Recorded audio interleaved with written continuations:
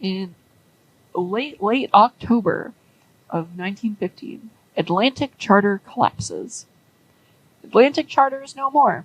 It was the first tug company in Big City, and now it is done. Later in November, Atlantic Charter's assets are basically auctioned off.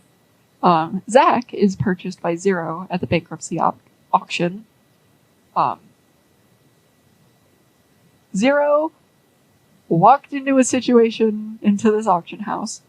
He met eyes with Star, who purchases OJ at this bankruptcy auction.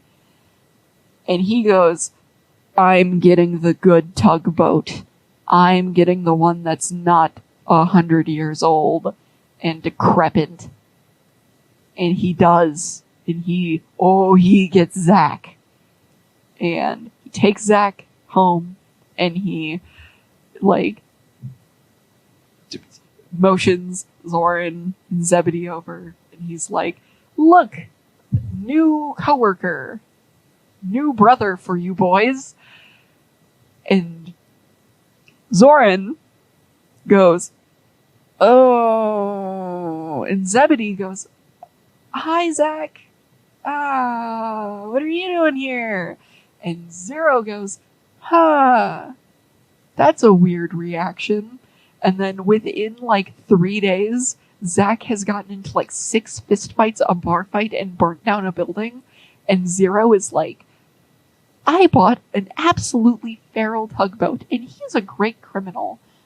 But he is the dumbest motherfucker ever. He is so dumb.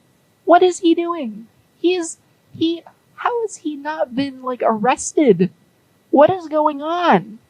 And then he leans out the window, looks over, and, Big Mac, 10 cents, and OJ are, sitting on the dock at the Star Pier, singing campfire songs, and Big Mac has a guitar, and then Star is like, oh, OJ, you are the best tugboat ever because of your experience, and all of this stuff. And Zero is like, I should have bought OJ. Ugh. And then, of course, he loves Zach because Zach is just feral and a criminal. But at the same time, in the back of his head, he's like, I should have not fought John for Zach so hard. What? And then, within 2 weeks, Zach's superstructure just starts, burning out randomly. And he's like, what the hell is that? And then Zach's like, oh, didn't you know my engine explodes? On command, randomly.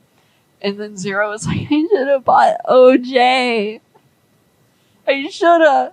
Why did I do that to myself? And then he, pats Zach awkwardly on the shoulder and is like, go to Lucky's now and get fixed. And then Lucky comes over to, give him the bill later. And he's like, Ruben, my guy, why did you buy Zach?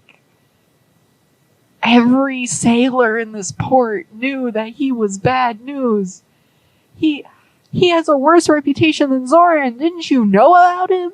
And then Zero is like, Zoran has a bad reputation. Also, I'm not a sailor. I'm an accountant. And then Lucky is just like, I can't even fix him, man.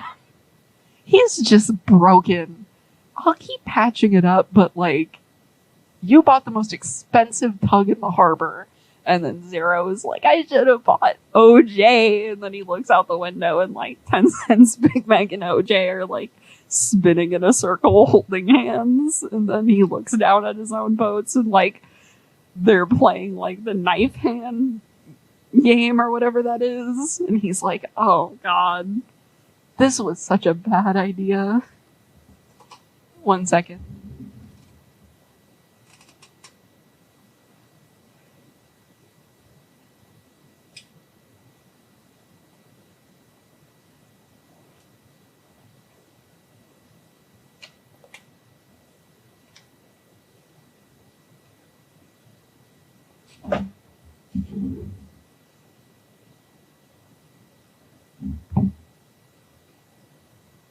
All right, back.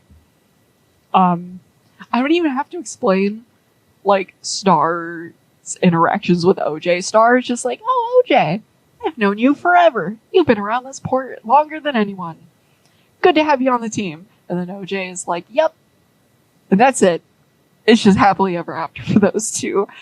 And Zero, for the rest of his life, is like, I should have bought OJ. I should have bought OJ. Also, Zebedee and Zach just vibe. All vibes. Nothing going on in those heads. They just vibe together. They laugh at people. Zoran immediately is like, Zach, you are violent. You are crude. You are homicidal, and you are a dumbass. You are great. You are now my right-hand man when it comes to crimes. I see the knife behind your back. I am watching you, you motherfucker. I think Zoran inherently is like, I am loyal to Zach. And I hope he is loyal to me back. And I appreciate his crime expertise. And I appreciate how he is just recklessly stupid. But this man has a target on my back, and I can see the target. I can see it. It's flashing lights behind me. And so, throughout everything, Zoran just never really fully trusts the man. They're still good friends, but Zoran is like, one of these days, I'm gonna wake up, Zach's gonna be standing there with a pillow, and that's it. I think that's beautiful. I think everything with Zach is just like, Zach is wild and reckless, and he is the embodiment of, like, he's not gonna lose his job by being stupid. He can't die easily as a human. He can't die easily as a boat because his engine has been blowing up since he was built, and he's not dead yet. And so he just lives his life. And working for Zero Marine is his dream job because Zero is like, hey, Zach, I need help busting some kneecaps. And Zach is like, do you want me to get my big knife? We can cut the kneecaps out of the person to make it worse. And then Zero is like, that is a good idea, but no, we're not doing that. Like, I think he's fun. All right. We're getting to something I will preface. I take some real cities and I give them silly names because I think it fits Tugs' aesthetic better. And that is the context for, in 1916, in late August, Top Hat is bought on special contract with the Harbor Board from Beanstown Railroad Company. Beanstown is Boston. Top Hat, in my perfect world, has a historical Boston accent, and he talks like Emerson Winchester III. And he sounds utterly ridiculous, and he refuses to admit he is from Beanstown because he thinks that's a stupid name. He also is partially owned by the Harbor Board. I think it's interesting that he's the only rail tug, but there's like this huge rail like system around Big City Port. And I think that Star probably like weaseled his way on over to the Harbor Board and was like, hey, what if we got a railway tug? And what if you sign some paperwork saying I can the only one with the railway tug? And Big City Port was like, what do we get out of this? And Star's like, more rail traffic. And they're like, well, sign us up. Star does not like Top Hat, and that's pretty much canon. Star fights with the man. He argues. Top Hat does not respect him, especially at the beginning. I think those two are just at each other's throats. Zero very quickly goes from having his I should have bought OJ to like mid-September in 1916. He glances out the window and he sees Top Hat foaming at the mouth, screaming about like, I refuse to take this garbage barge. I will literally, like, I will go sink myself right now. And he's like, man, I'm glad I only have to deal with Zach. I think that the reason Star puts up with Top Hat is because he has to. I think it's funny if the harbor board is like, no, you can't. Top Hat's partially, like, on contract as part of the harbor. So you just have to deal with him. Don't threaten him. You can't scrap him. That's an empty promise because we own part of him. And then Star just, it's like grumbles and like tries not to scream loudly every time that Top Hat starts arguing with him. And he's just like, Top Hat, stop that. Shut up. It's like in the show. Top Hat talks back to him a lot.